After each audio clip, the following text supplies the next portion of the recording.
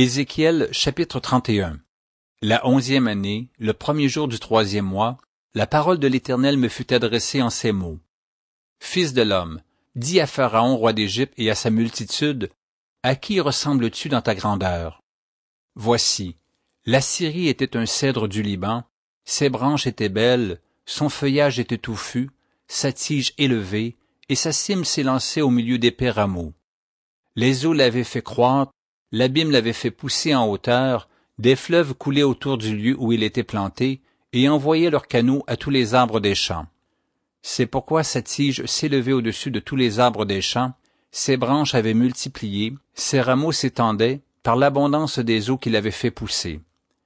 Tous les oiseaux du ciel nichaient dans ses branches, toutes les bêtes des champs faisaient leurs petits sous ses rameaux, et de nombreuses nations habitaient toutes à son ombre.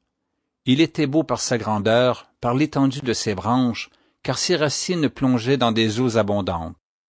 Les cèdres du jardin de Dieu ne le surpassaient point, les cyprès n'égalaient point ses branches, et les platanes n'étaient point comme ses rameaux, aucun arbre du jardin de Dieu ne lui était comparable en beauté. Je l'avais embelli par la multitude de ses branches, et tous les arbres d'Éden dans le jardin de Dieu lui portaient envie. C'est pourquoi ainsi parle le Seigneur l'Éternel.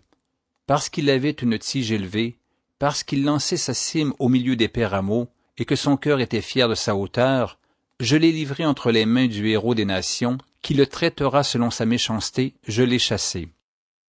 Des étrangers, les plus violents des peuples, l'ont abattu et rejeté, ses branches sont tombées dans les montagnes et dans toutes les vallées. Ses rameaux se sont brisés dans tous les ravins du pays, et tous les peuples de la terre se sont retirés de son ombre et l'ont abandonné. Sur ces débris sont venus se poser tous les oiseaux du ciel, et toutes les bêtes des champs ont fait leur gîte parmi ces rameaux, afin que tous les arbres près des eaux n'élèvent plus leurs tiges, et qu'ils ne lancent plus leurs cimes au milieu d'épais rameaux, afin que tous les chênes arrosés d'eau ne gardent plus leur hauteur, car tous sont livrés à la mort, aux profondeurs de la terre, parmi les enfants des hommes, avec ceux qui descendent dans la fosse. Ainsi parle le Seigneur l'Éternel. Le jour où il est descendu dans le séjour des morts, j'ai répandu le deuil, j'ai couvert l'abîme à cause de lui, et j'en ai retenu les fleuves. Les grandes eaux ont été arrêtées, j'ai rendu le Liban triste à cause de lui, et tous les arbres des champs ont été desséchés. Par le bruit de sa chute, j'ai fait trembler les nations, quand je l'ai précipité dans le séjour des morts, avec ceux qui descendent dans la fosse, tous les arbres d'Éden ont été consolés dans les profondeurs de la terre, les plus beaux et les meilleurs du Liban, tous arrosés par les eaux. Eux aussi sont descendus avec lui dans le séjour des morts, vers ceux qui ont péri par l'épée. Ils étaient son bras, et ils habitaient à son ombre parmi les nations.